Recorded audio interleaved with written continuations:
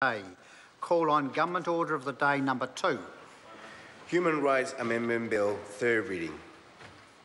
Mr. Speaker. The Honourable Simon Bridges. Mr. Speaker, I move that the Human Rights Amendment Bill be now read a third time. This bill will enhance New Zealand's ability to comply with our domestic and international human rights obligation. The bill makes changes to the structure and functions of the Human Rights Commission.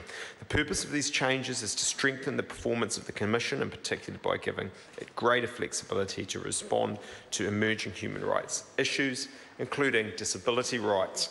Mr. Speaker, I would like to recap what specific changes the bill makes and the key issues that have arisen during its passage through the House.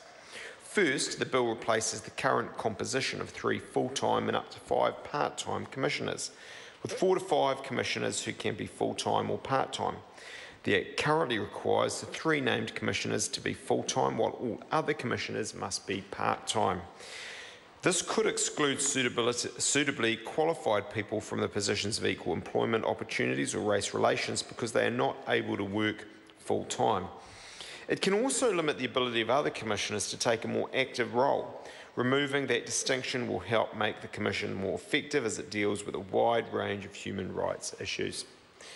The second change the bill makes is to remove specific provisions related to the Race Relations Commissioner and Equal Employment Opportunities Commissioner. The bill will still require that commissioners be appointed to lead the work of the Commission in these areas and in disability rights. The bill adds disability rights to the list of mandatory portfolios in recognition of the Commissioner's role under the Convention on the Rights of Persons with Disabilities. The Commission is part of a group of organisations set up to monitor and report on the government's performance under the Convention. Initially, the bill removed the statutory title of the Commissioners. There was concern that removing the named positions would diminish the role of the Commissioners. The Minister therefore proposed an amendment to clarify that a Commissioner leading work in one of the 3 priority areas may use the appropriate title for that leadership role. These 3 areas are among those that receive the most discrimination complaints, and it is important that the Commission retain a focus on these areas for the foreseeable future.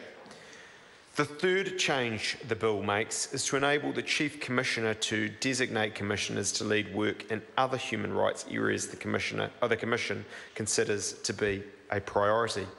This means the formal portfolios will not be restricted to the areas specified in the Act. In practice, all commissioners have responsibility for several areas. The bill allows these roles to be recognised formally but without the need to amend the Act. The new priority areas are designated in accordance with the strategic direction of the Commission, which is set by all the Commissioners acting collectively. Empowering the Chief Commissioner to create new roles while also retaining the existing roles in the Act gives the Commission flexibility to respond to emerging human rights issues while also indicating those areas that Parliament considers to be of ongoing importance. Mr. Speaker, there was a concern that requiring the Chief Commissioner to consult with the Minister when designating an area of work as a priority and when allocating that area of responsibility to a Commissioner would reduce the independence of the Commission. That is not the case. Requiring the Chief Commissioner to consult with the Minister is not a new requirement, as this part of the bill essentially duplicates consultation provisions that are currently in the Act.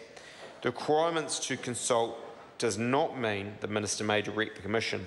It is a requirement to consult, nothing more, which accords with best practice. Mr. Speaker, finally, I want to thank the Commission for its support during the development of the bill. The changes in this bill will help the Commission to remain effective and position it to respond to the human rights needs of everyone in New Zealand, now and in the future. I commend this bill to the House. The question is that the motion be agreed to. I call up